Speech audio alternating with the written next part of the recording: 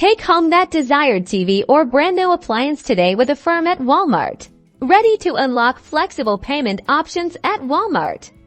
Let's dive into how to use Affirm for your purchases. First, head over to Walmart.com or the Walmart app. Whether you're browsing for home goods, electronics, or that perfect outfit, look for items that say pay over time with Affirm at checkout. Once you've found your desired item and you're ready to check out, select Affirm as your payment method. You'll be directed to a brief application. This usually involves providing your name, email, phone number, and date of birth. Affirm will also need the last 4 digits of your social security number for identity verification. Within moments, you'll see your pre-qualified options, including different payment plan lengths and any applicable interest rates. Choose the plan that best fits your budget. After selecting your plan and confirming your purchase, you're all set.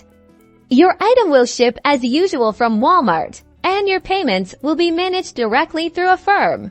To manage your account, simply download the Affirm app or log into their website. You can view your payment schedule, make early payments to save on interest, or update your information.